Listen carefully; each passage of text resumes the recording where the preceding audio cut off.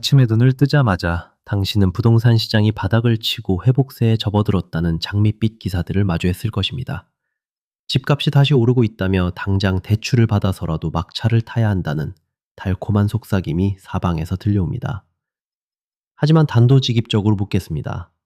당신의 스마트폰 화면에 찍힌 그 호가가 정말 당신의 통장에 꽂힐 진짜 현금이라고 생각하십니까? 단언컨대 그것은 금융 시스템이 당신을 낚기 위해 던진 마지막 미끼일 뿐입니다. 종이 위에서 춤추는 자산 가치는 결코 당신을 부자로 만들어주지 않습니다. 오히려 그것은 수백조 원에 달하는 악성 부채를 당신의 어깨에 철저하게 떠넘기기 위해 정교하게 설계된 거대한 함정입니다. 당신은 자산을 소유한 것이 아니라 자산이라는 이름의 무자비한 괴물에게 서서히 잡아먹히고 있는 중입니다. 만약 당신이 무리해서 산 아파트의 현재 호가가 10억 원이라고 가정해 봅시다. 그런데 시장에 그 집을 10억 원에 사줄 매수자가 단 한 명도 존재하지 않는다면 당신은 10억 원을 가진 든든한 자산가입니까? 아니면 당장 다음 달 갚아야 할 은행 이자를 걱정하며 밤잠을 설치는 하우스 푸어입니까? 이것이 바로 유동성 함정의 무서운 민낯이자 자본주의가 숨기고 싶어하는 가장 잔혹한 진실입니다. 지금부터 우리는 철저하게 거시경제의 차가운 논리로 이 기괴하게 굳어버린 부동산 시장의 시체를 해부해 볼 것입니다. 먼저 시스템이 어떻게 허상의 가치를 펌핑하는지 그 끔찍한 메커니즘의 첫 번째 껍질을 벗겨보겠습니다. 은행과 금융기관은 돈을 빌려주고 이자 수익을 극대화하기 위해 끊임없이 담보물의 가치를 부풀려야만 하는 치명적인 구조적 숙명을 지니고 있습니다. 그래야만 더 많은 대출을 합법적으로 승인하고 자신들의 장부상 건전성을 완벽하게 포장할 수 있기 때문입니다. 현재 국가 전체 금융 시스템 담보대출의 70% 이상이 바로 이 차갑게 굳어버린 콘크리트 덩어리에 묶여 있습니다. 당신의 아파트 가격이 올랐다고 동네 사람들과 환호하는 그 순간, 당신은 자산의 유동성에 대한 통제권을 금융 시스템에 완전히 넘겨준 것입니다. 팔리지 않는 집은 어떤 현금 흐름도 창출하지 못하는 거대한 콘크리트 무덤에 불과합니다. 시장의 실제 거래량이 처참하게 바닥을 기고 있는데도 호가만 비정상적으로 높게 유지되는 기형적인 현상. 그것은 결코 당신의 자산 가치가 상승했다는 것을 의미하지 않습니다. 그것은 단지 은행의 재무제표가 붕괴되는 것을 막기 위해 금융 시스템이 억지로 떠받치고 있는 썩어가는 장부에 불과합니다.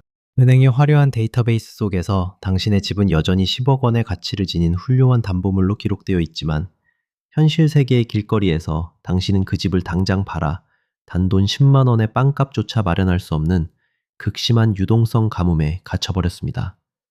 당신은 서류상으로는 그 누구보다 부유해졌지만 현실의 삶에서는 숨통을 조여오는 이자인 늪에서 매일매일 서서히 말라 죽어가고 있는 것입니다.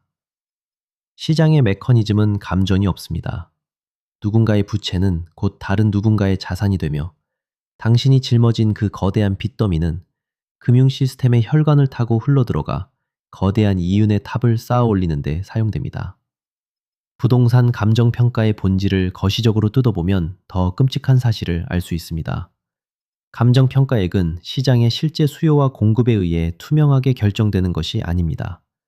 그것은 대출 한도를 팽창시키기 위해 인위적으로 조작되고 용인된 숫자들의 배열일 뿐입니다. 은행은 더 많은 신용을 창조하기 위해 담보 가치를 기계적으로 높게 평가하고 그렇게 풀려난 막대한 신용은 다시 시장으로 흘러들어가 자산 가격을 억지로 밀어올리는 악순환의 쳇바퀴를 돌립니다. 이 팽창 과정에서 발생하는 막대한 인플레이션의 압력은 고스란히 실물 경제를 짓누르고 평범한 사람들의 피 같은 구매력을 무자비하게 갉아먹습니다. 당신이 빚을 내어 턱없이 비싼 집을 사는 행위 자체가 거시경제의 관점에서는 스스로의 목을 향해 인플레이션이라는 이름의 밧줄을 거는 것과 같습니다. 월급은 제자리에 멈춰 썩어가고 있는데 대출 원리금과 생필품 가격은 천정부지로 솟구칩니다. 결국 당신의 노동 가치는 콘크리트 덩어리에 처참하게 묶인 채 서서히 증발해버리고 남는 것은 오직 장부상의 가짜 부와 매달 통장에서 피처럼 빠져나가는 진짜 빚뿐입니다. 맑은 날에는 우산을 쥐어주다가 폭풍우가 몰아치자마자 그 우산을 무자비하게 빼앗아 버리는 것. 이것이 바로 금융권이 당신을 다루는 방식입니다. 이제 우리는 이 죽어가는 시장의 혈관을 직접 뜯어보아야 합니다. 대출이라는 핏줄을 타고 흐르던 돈줄이 어떻게 갑자기 끊어졌는지, 그 차갑고 잔혹한 유동성 축소의 메커니즘은 말입니다.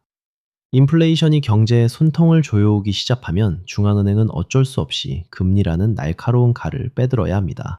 시장에 풀렸던 막대한 현금을 진공청소기처럼 빨아들이는 순간 신용경색이라는 이름의 거대한 쓰나미가 닥쳐옵니다. 부동산 시장으로 미친 듯이 쏟아져 들어오던 자본의 흐름이 단숨에 얼어붙습니다. 대출이자는 매일 복리로 불어나는데 당신의 그 비싼 집을 사줄 유동성은 시장에서 완전히 증발해버렸습니다. 수백만 명의 개인 투자자들이 영끌이라는 이름의 레버리지 덫에 갇혀버렸습니다. 월급은 인플레이션의 날카로운 이빨에 의해 매일 갉아먹히고 변동금리는 당신이 가진 마지막 저축액마저 모조리 집어삼키고 있습니다.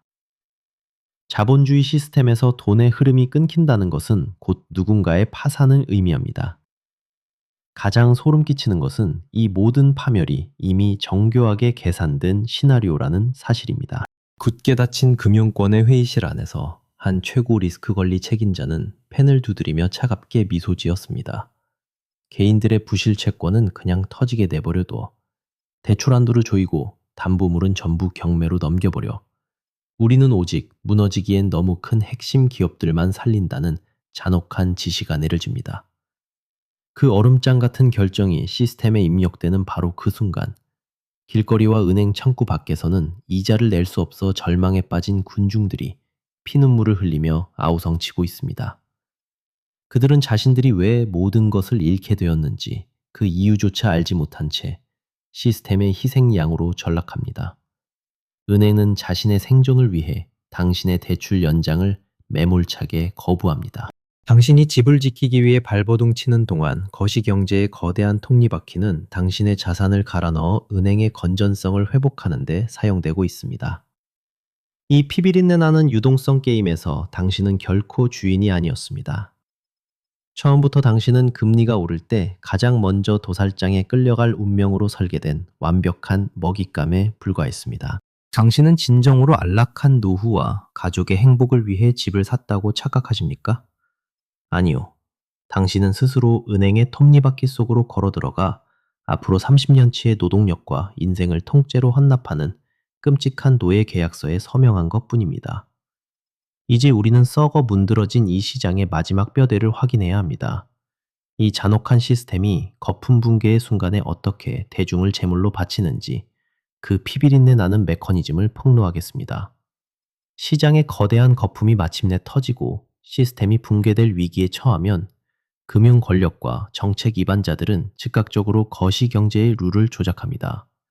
그들은 무너지기엔 너무 큰 거대 건설사와 핵심 은행들의 천문학적인 부채를 조용히 유예시켜 주거나 막대한 구제금융을 쏟아부어 살려냅니다.